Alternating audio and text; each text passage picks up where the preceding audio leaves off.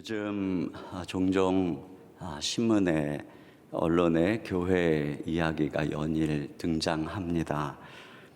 그 내용들은 코로나19로 인한 집단 감염 소식 또는 교회의 다툼, 목회자의 부정, 교회를 비난하는 기사들이 대부분입니다. 그리고 그 밑에 달리는 수많은 댓글들은 욕설과 저주이고, 그것을 읽다 보면 예리한 칼날에 찔리듯이 가슴에 아픈 상처가 됩니다.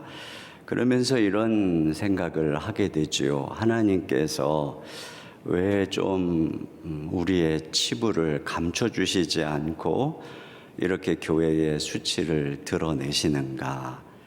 그런데 요나를 보면서도 그런 생각을 하게 됩니다.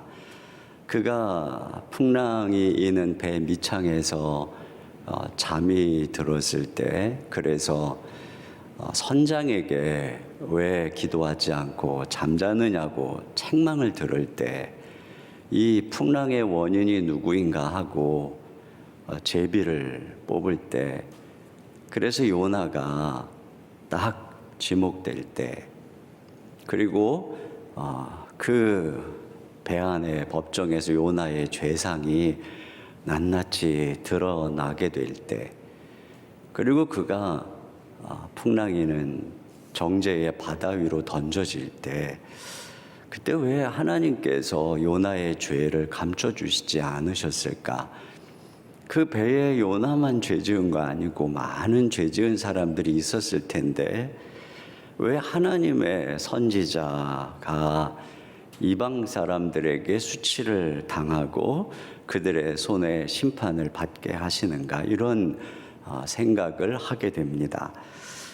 아마도 그가 바다에 던져진 이후에 분명 지역 신문 일면에 요나의 기사가 실렸을 것입니다. 이스라엘의 선지자 바다에 던져져 물고기 밥이 되다 라고 하는 자극적인 기사의 제목 아래, 선지자가 하나님의 낯을 피하여 도망했다는 이야기, 알고 보니 그가 사명지인 니느웨를 떠나서 향락의 도시인 다시스로 가는 중이었다는 이야기. 이 사람 때문에 배 안에 있는 많은 사람들이 자기들의 재산을 바다에 던지는 막대한 피해를 입었다는 이야기.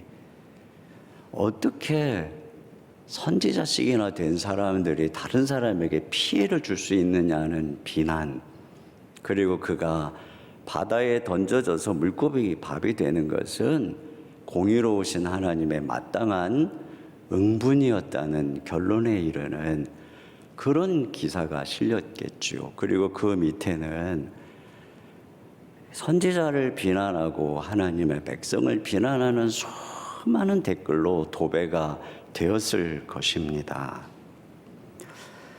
요나의 몸만 정죄의 바다에 던져진 것이 아니라 그의 명성, 그의 인격, 그의 영혼이 깊은 정죄의 바다에 던져진 것입니다.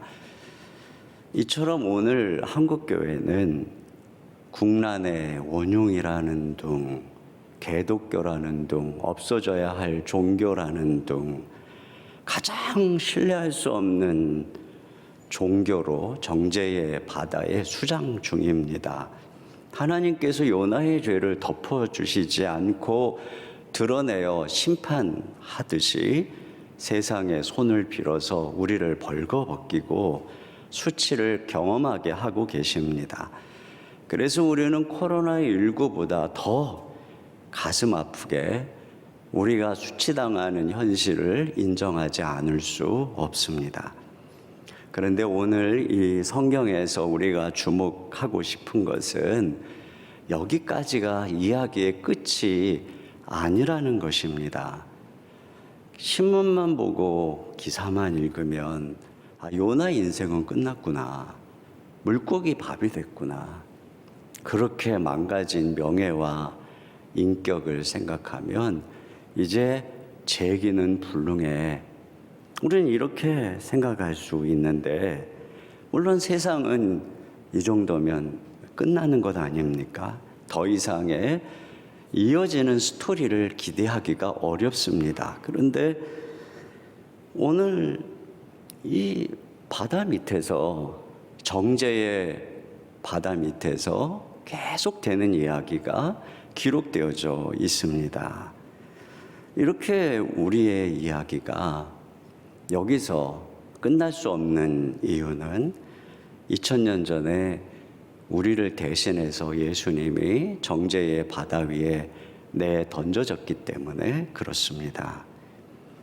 우리의 모든 죄와 수치를, 당신의 백성의 모든 죄와 수치를 예수님이 짊어지시고 죽으셨기 때문에 비록 당신의 백성들의 죄가, 그 수치스러움이 하늘에 닿을 만큼 중대하다 할지라도 우리의 이야기는 예수님 안에서 절대로 멈출 수 없는 것이고 끝날 수 없는 것입니다. 세상은 교회가 끝났어 라고 하지만 오늘 이 요나의 이야기를 이어주는 바다 밑에 하나님이 예비하신 큰 물고기의 이야기, 이것은 바로 오늘 우리의 삶에 계속되어지는 하나님의 은총의 손길인 것입니다. 오늘 바로 그 큰 물고기에 담긴 의미를 생각해 보려고 합니다. 첫째로 이 큰 물고기는 하나님이 보낸 구조선입니다.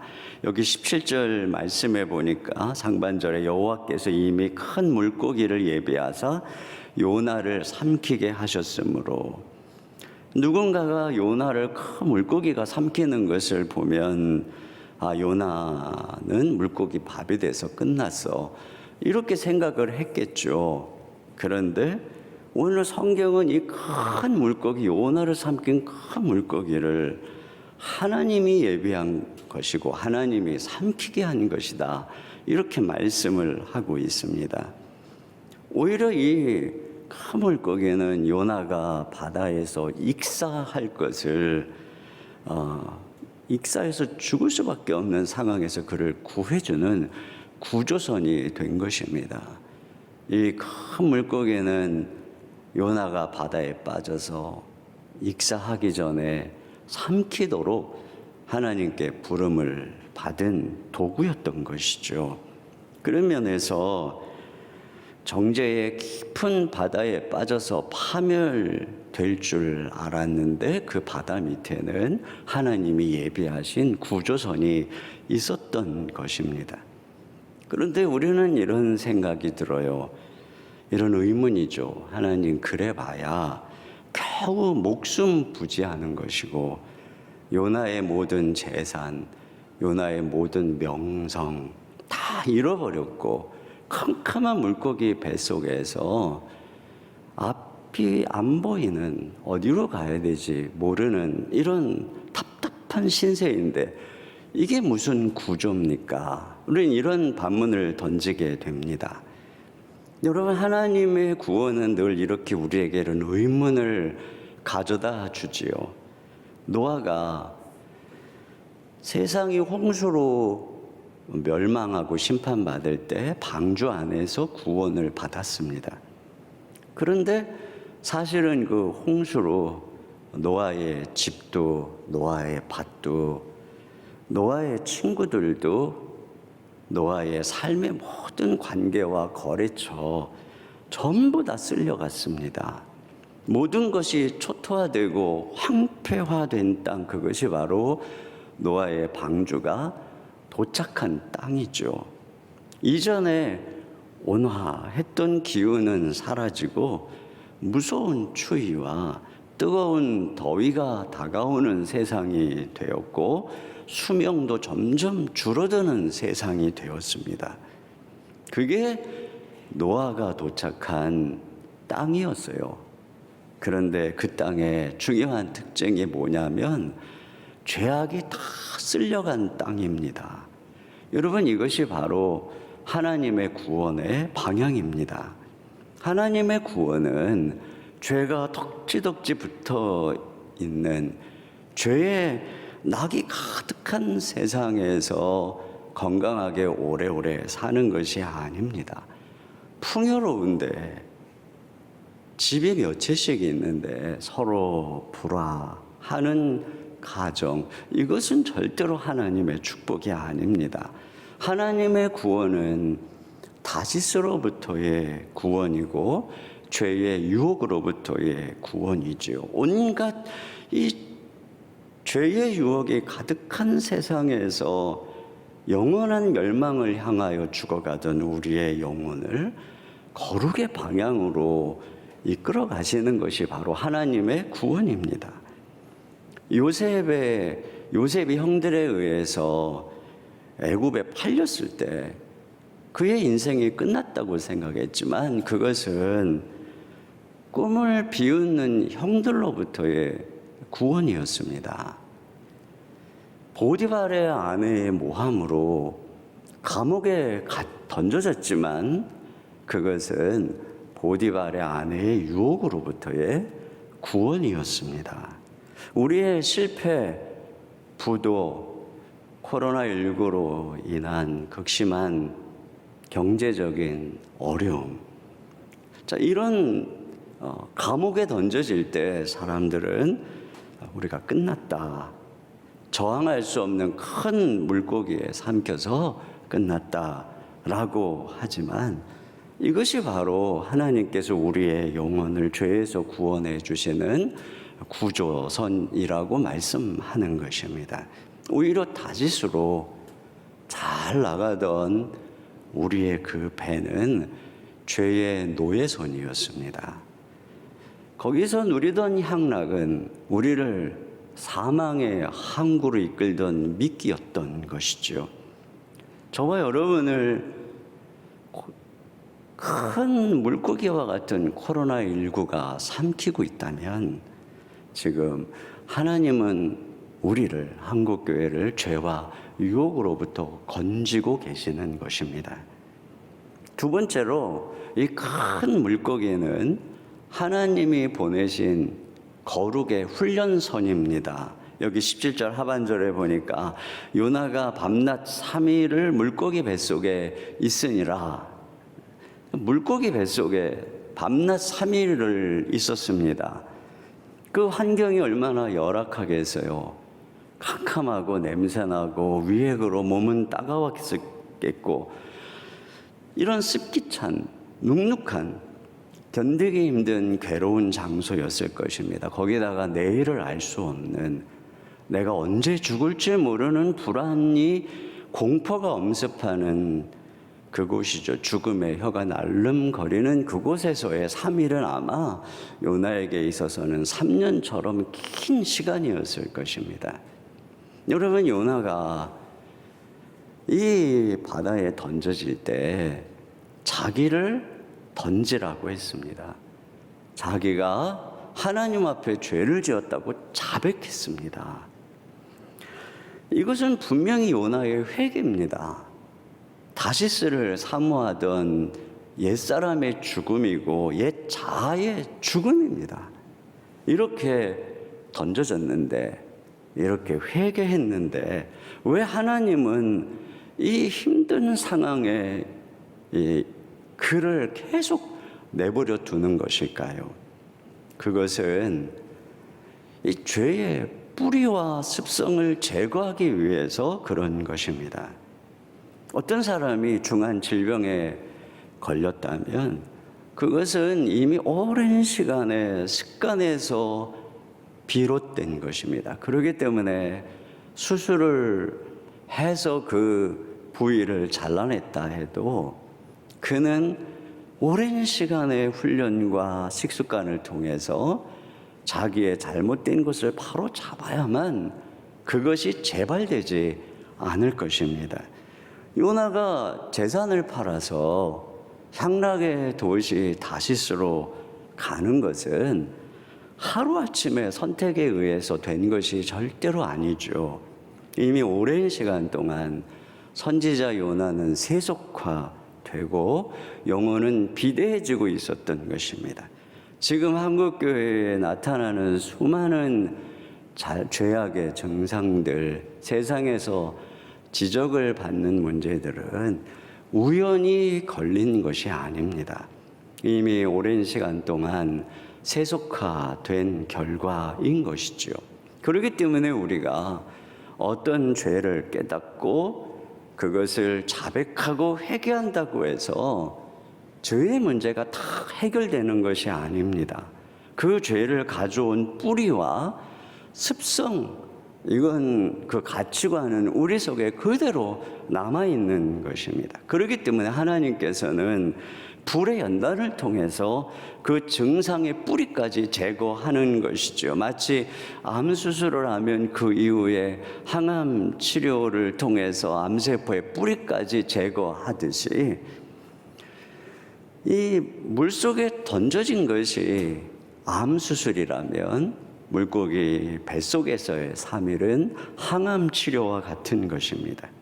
우리는 하나님 앞에 그러죠. 하나님, 우리가 이렇게 열심히 기도하는데 왜 코로나19의 이 재앙을 우리에게서 거두지 않으시고 왜 우리의 삶을, 왜 교회를 이렇게 고난의 어둠 속에 가두어 두십니까? 그것은 하나님이 보실 때 아직 우리 안에 있는 죄의 습성이, 우리 가운데 있는 죄의 뿌리들이 다 제거되지 않았기 때문에 그런 것입니다. 그래서 하나님은 우리를 어둠 속에 가두어 두시고 거기서 우리를 빚으시는 것입니다. 항상 어둠 속에서 하나님은 우리를 빚으십니다. 생명은 어둠 속에서 탄생되고 어둠 속에 하나님이 빛을 창조하셨고 번데기 안에 있는 애벌레도 땅 속에 있는 씨앗도 어머니의 복중에 있는 태아도 어둠 속에서 그 생명이 빚어지고 조성되고 자라고 있는 것이죠. 다윗은 어둠의 깊은 터널을 통과한 이후에야 자기가 주의 율례를 배우게 되었다고 말씀하고 있습니다. 하나님은 이렇게 우리를 연단하시고 사용하시는 것이죠. 이사야 48장 10절에 보니까 보라 내가 너를 연단하였으나 은처럼 하지 아니하고 너를 고난의 풀무에서 택하였노라. 결국 이 큰 물고기의 고난은 우리를 망하게 하려는 것이 아니라 우리를 빚으시는 하나님의 손길인 것입니다. 세상의 항암제는 암세포뿐 아니라 건강한 세포까지 망가뜨리기도 합니다. 그런데 하나님의 연단은 그런 실수를 하지 않습니다. 자칫 요나가 물고기 뱃속에서 익사를 한다거나 공기가 모자라서 질식사를 한다거나 이런 사고는 절대로 생기지 않습니다. 요셉이나 다윗이 고난의 광야를 지날 때 나와 사망 사이가 한 걸음이라고 그렇게 불안한 벼랑을 지나갈 때 너무너무 아슬아슬한 순간이지만 하나님의 손길은 실패하지 않고 결국 그들을 아름답게 빚어서 당신의 사람으로 사용하는 것을 볼 수 있습니다. 우리는 이처럼 지금 실패하지 않는 하나님의 손 안에 있는 것입니다. 우리는 이 고난을 통해서 망가지는 것도 아니고 파멸되는 것도 아니고 세상 사람들이 말하는 것처럼 교회가 끝난 것도 아니고 하나님의 손 안에서 정금같이 나와서 다시 쓰임받게 될 것입니다. 그러므로 이러한 고난 속에서 우리가 해야 되는 일이 무엇이냐? 인내입니다. 지금까지 잘 인내해 오셨죠. 그런데 주님은 다시 한 번 더 우리에게 끝까지 인내할 것을 말씀하고 있는 것입니다. 여러분, 뜨거운 모든 걸 태우는 불이 용광로 안에 있으면 쇠를 녹이는 창조적인 불이 되는 것처럼 인생의 고난의 불이 인내라고 하는 용광로 안에 있으면 그것은 우리의 인격을 그리고 하나님이 우리를 향한 약속을 부화시키는 축복의 불이 되는 것입니다. 그래서 히브리서 6장 15절에 보니까 그가 이같이 오래 참아 약속을 받았느니라. 아브라함도 오래 참았어요. 그랬더니 결국은 하나님의 약속이 이루어지는 것이죠. 욥도 극심한 고난 속에서 그 인내로 결실을 하였습니다. 이처럼 지금 우리가 해야 되는 것은 한 가지죠. 인내하는 것입니다. 하나님을 신뢰하고 이제 끝까지 숨이 턱 밑까지 차오르는 순간이지만 우리는 한 번 더 인내하는 것입니다. 세 번째로 이 큰 물고기는 하나님만 바라보는 기도원입니다.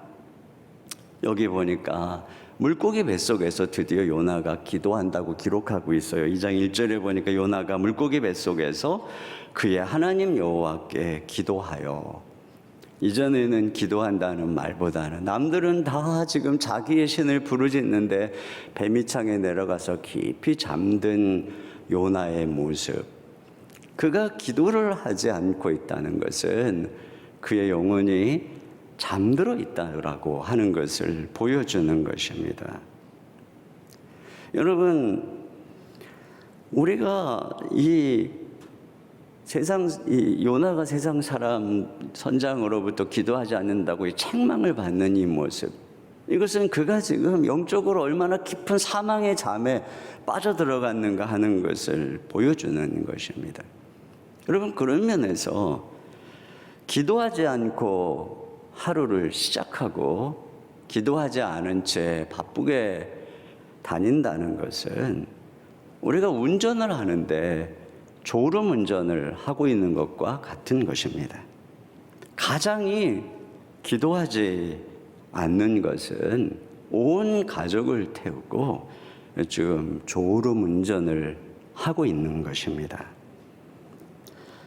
졸음 운전을 하면 길을 벗어나게 됩니다. 방향 감각을 잃어버리게 됩니다. 그래서 결국은 깊은 파멸의 벼랑으로 떨어지게 됩니다.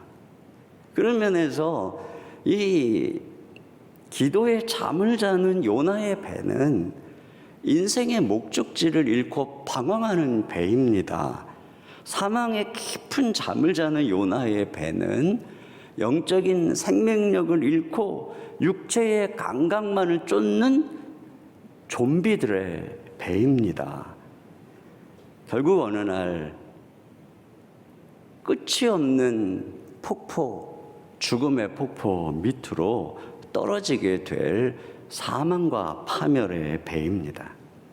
그런데 이 요나가 그 배에서 던져져서 물고기 뱃속에 들어가니까 드디어 기도했다라고 기록하고 있습니다.